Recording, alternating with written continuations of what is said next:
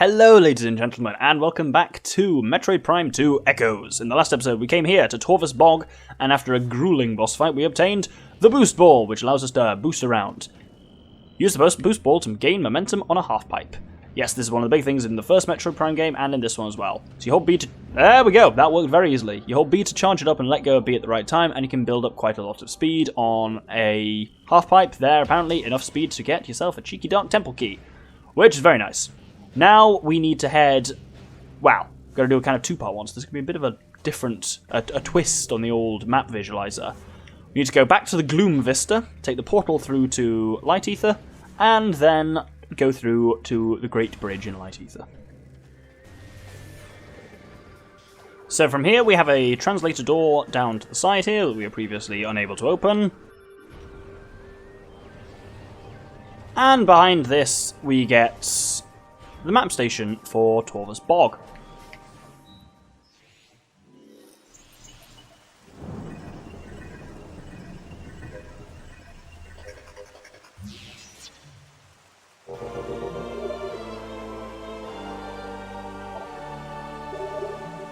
Now I'm not even going to bother showing my usual map, but wow, okay, here we see one of the weird things about Torvus Bog. There's an upper and lower level to Torvus Bog, which is why the map looks so strange, because yes, angles are weird, and yes, down there, underneath us, is the Submerged level. It means the map sometimes is a bit hard to look at, because that one seems to fly around quite a lot. But no need for my own map visualizer for now. I need to head back to there, to the Path of Roots.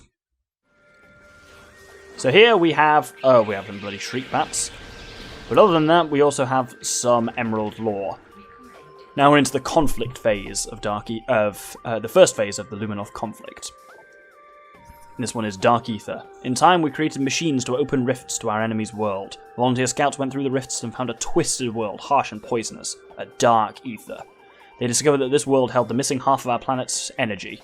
They also saw the true face of the enemy, a race we came to call Ing, meaning terror.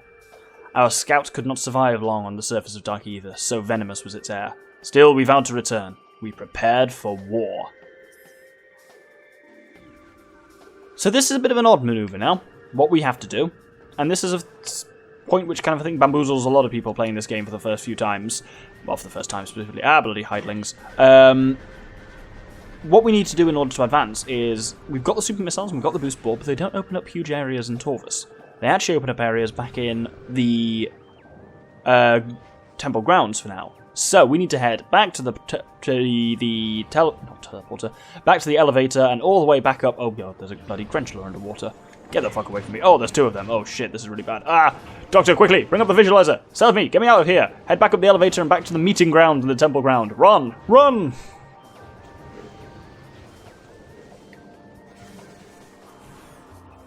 So, here, you can quite clearly see, there's a half-pipe, which we need to obviously use. I cheekily scanned the lore that was at the top left there last time, but you're not supposed to be able to do that until you get up onto here properly, and I believe I've come to the wrong side. Yes, it's over there. Through here, we can now access a new large area of the Great Temple, well, the Temple Grounds, which are quite nice. Oh, if we don't cock it up like that, let's try that again. Where the hell am I? This isn't where I expected to be at all. I guess I have to completely reset the thing. Well, let's crack this green door open. Am I back in the meeting ground now? Yep, yes I am. Okay, let's try that again. Oh, got a boost over there, and I got to time it slightly better than I did there. That worked, but wasn't great. So, a lot of stuff going on here, but we can ignore most of it for now. And we're onto the Path of Honor here, which is a cool little morph ball roller coaster above the actual Path of Honor itself, and now we get to the Hall of Honored Dead. So there's a fair few things of note here. In the middle, there is a containment system. It's secured by a series of rotating locks around it, which are in turn controlled by a group of spinners. Not been introduced as spinners yet. This is a spinner. It's a boost-powered control system. Use the boost ability of the morph ball while inside the spinner to activate the device it powers. Very nice. There's also a dead Luminoth here. Indicates the Luminoth was very young at the time of death, not quite adulthood. That a child would have been pressed into combat duty suggests how desperate the Luminoth were at the war's end. Other than that, there are 4 huge statues to look at. And scan, of course. This is a statue of Vimos, the third sentinel. Oh, damn it, I scanned the wrong way. Oh, fuck it. Well, it's the Sentinels of Ether is what this is. Which one's which? Hold on a second, I'm going to try and find them out. Here we go. This is a statue of Xcar. What a great name. The first Sentinel of Ether. It was Xcar who discovered the world of Ether and led their people to settle on its wondrous surface. And there's a corpse at the bottom of his.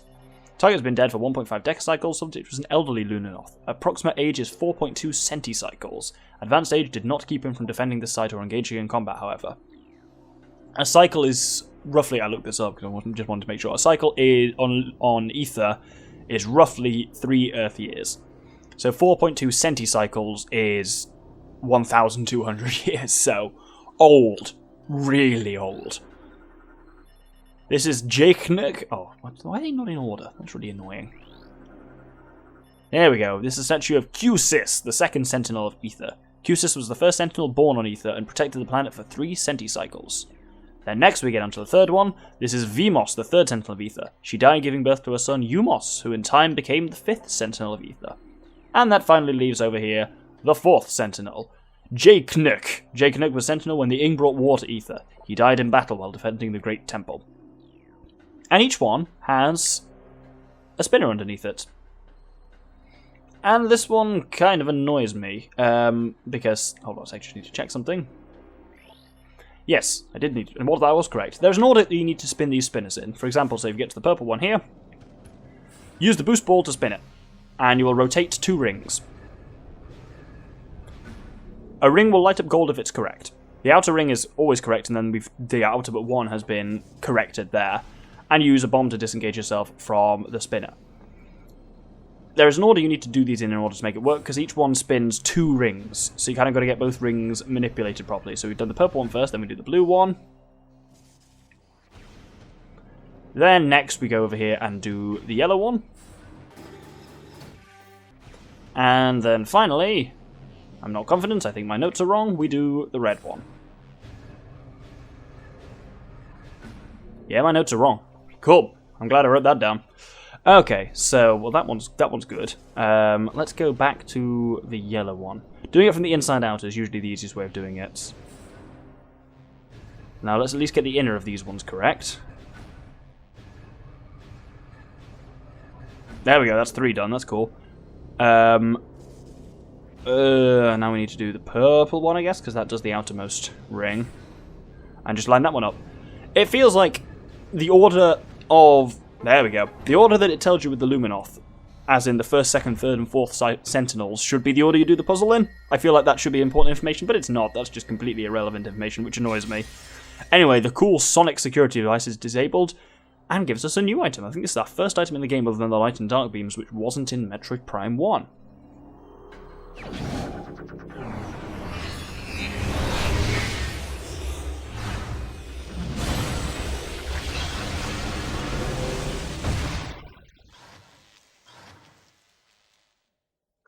So this is the Seeker launcher, and this is quite interesting. Press and hold D-pad down to charge the Seeker. Move the targeting reticle over targets to lock on. So basically you can fire 5 missiles at once at different targets, which is actually really cool. There's a portal to Dark Ether that we can't use it here, and I'm sure this place has got some real cool shit in the Sky Temple. But this is what we do. So you hold down, which annoyingly does fire a missile to start the charging process. Then 5 shots. Oh, and one of them missed, apparently. So this is how you open purple doors. Purple doors are protected by locks, all 5 of which have to be hit simultaneously. It's not working. Why isn't it working? Let's try that again. 1, 2, 3, 4, 5. And fire. There we go. So that opens now green and purple. So, well, obviously green doors was the super missiles from last episode, and purple doors are now open to us as well, which is nice. There's a dead Luminoth here. 3.3 decacycles ago, Luminoth perished due to lack of nourishment. She remained at her post despite the fact that she was starving to death. Some fairly impressive discipline. Anyway, now we've got the Seeker launcher, we can now really fully explore most of the areas that we need to in Torvus sector. So, let's head all the way back to Torvus Temple. So here we want to go straight ahead, and there is a nice little flesh hole there. And this leads to, well, first obviously it leads to a super missile door. Super missile doors especially mean like missile expansions are important to get. With 2 dead Luminoths behind it, Body has been heavily damaged. Body has been heavily damaged by exposure to unknown chemicals, unable to determine cause of death. And this other one has basically the same thing, heavy chemical damage. Interesting. Let's open the lift down to the depths of Torvus. Now, unfortunately here we no longer get the Torvus music, but we do get some interesting music.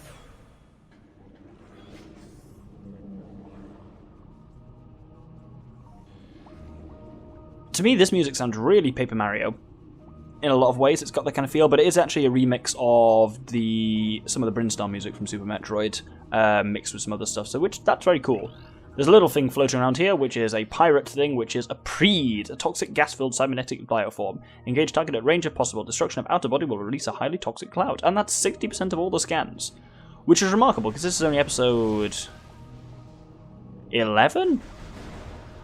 So, I mean, well, that gives us an idea. It's probably going to be about a 22-episode series, roughly. I'm curious to see how well that actually holds up as an estimation, but because I think we're actually, at least in the early game, I feel like we have been getting scans a lot faster than we otherwise would be. Well, there's a huge underwater section here, which I'm not going to look at much. Let's ignore what that thing is for now and launch myself right up to the top. This takes me where I was trying to get to anyway. Where is it? There we go. There is a red door, and red doors usually have behind them a save station. Let's use it. Now, Torvus depths are awkward to explore at best. What we need to do is hop down where we just were, and, well, the first thing we need to do is actually see if we can scan that thing. No, it's gone away. Well, there's a missile expansion up there, and a purple door, neither of which we can get to at the moment. Ah, there's the hideous thing. So these are a uniquely ugly creature. These are blogs. An incredibly durable aquatic predator. Powerful, fast-moving water dweller. Outer hide is impervious. Heavy weapon hits will only aggravate it. Its mouth, however, is vulnerable to damage, which means there's a very clear way of killing them, which is charge shot to piss them off, then they'll come towards you. At that point, when they open their mouth, slap a missile in there, and there they go. Hopping down here. So, the goal of this room is we've got 3 things to scan. This is the first of them. There's kind of 3 locks. You can actually see it clamping onto the central thing here. You can only scan the locks from a certain side, so here we have to be on this side to scan it. Disengage all locks to access secure area.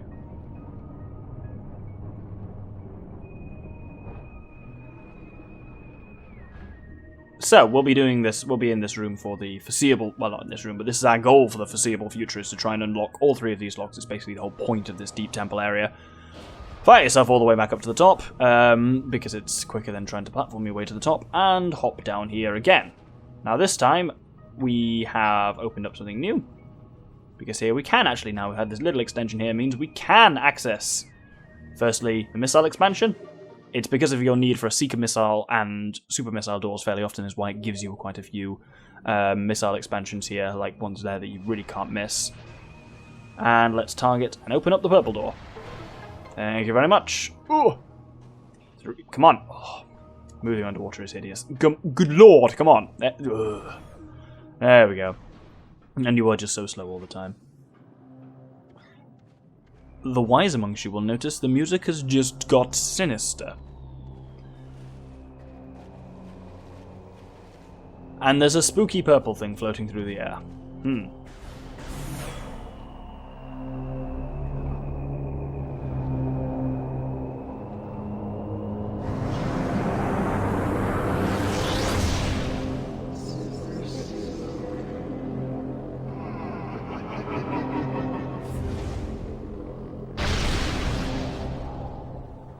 Oh, well, that's nice. A friendly reminder that Dark Samus is apparently not dead.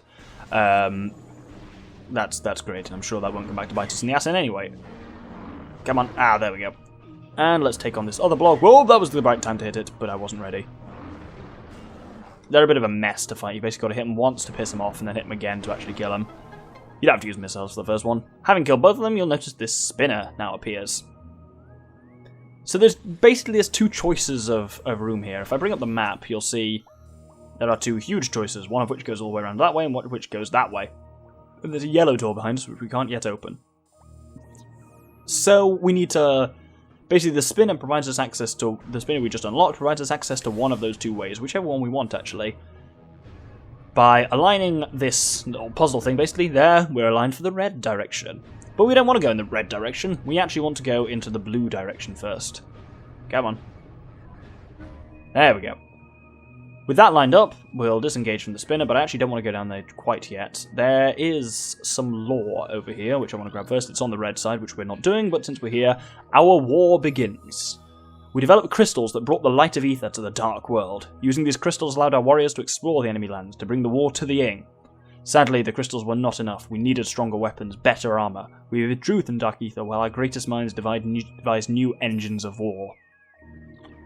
Must be a weird point, kind of having a species like the Luminoth that's kind of so technologically advanced and also like so has only kind of known peace but is very kind of like powerful in that time, but they're a lot like the Chozo. They're quite a kind of old philosophical race. It must be interesting when they're suddenly basically thrown into serious war. Anyway, if we hop up here, we landed an interesting device.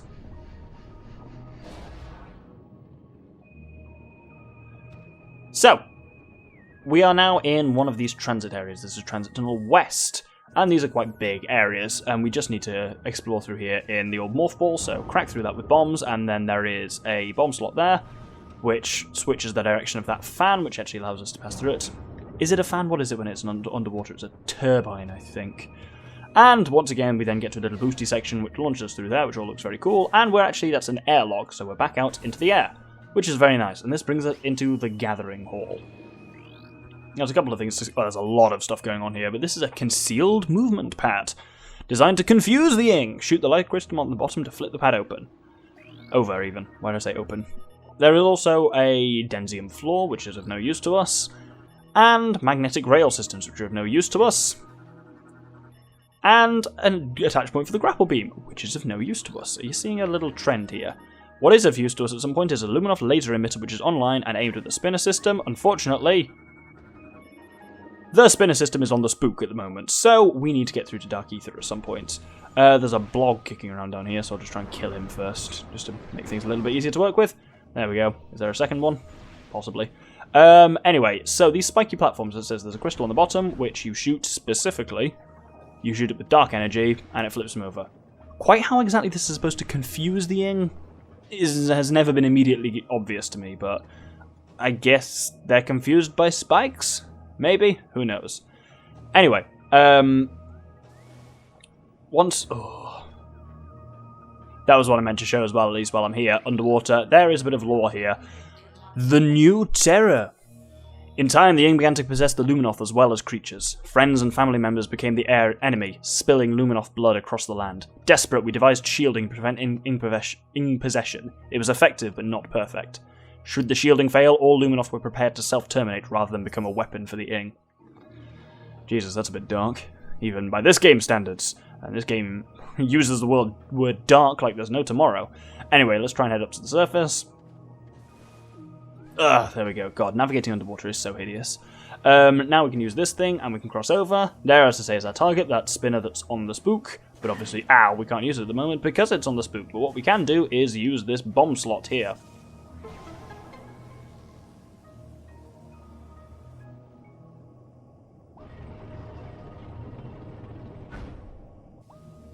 So that opens that grate underwater, which, if you were very quick on the old eyes, you will have noticed there is a portal behind it. Because obviously we need a portal because the spinner is on the spook. So let's head through to... Oh, wrong beam, idiot. Let's head through to Dark Torvus Bog. So, at least we're not underwater here. There is a bit of water there. And, oh good, that looks like Dark Pirate Commandos! Everyone's favourite. I really hate these things. I'm going to energize these bubbles and hope they come into them, but I bet they won't. They don't tend to do that.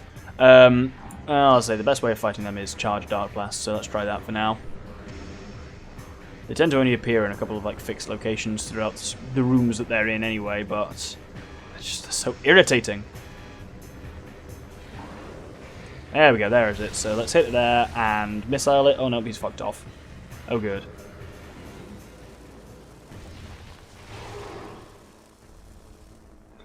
Interesting thing about the Dark Pirate Commandos, if you don't kill them, they just disappear after like a few minutes, just because the game's just like, yeah, you're clearly shit at this, so...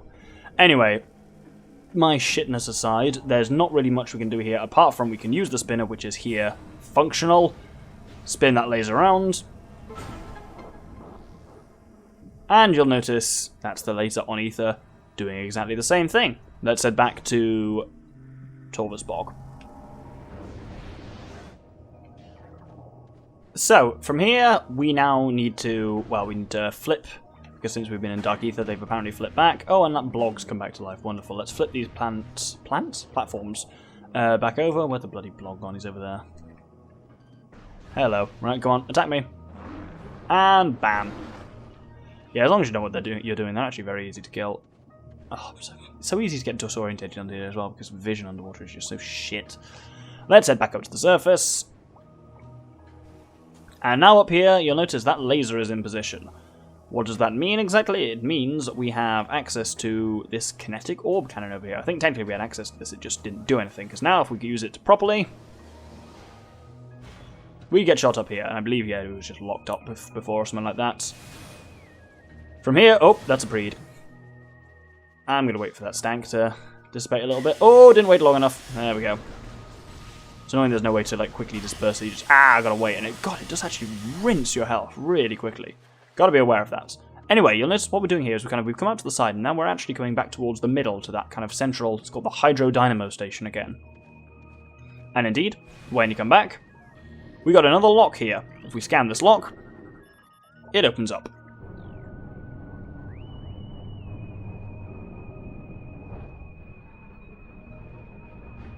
So, that's two of these kind of areas opened, and also a new enemy has now appeared down here. This is a Blogling.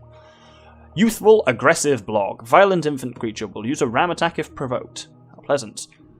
Well, let's not provoke them for now. Instead, what we want to do is head to a bit further down this kind of central pillar, and once again, use the cannon back up.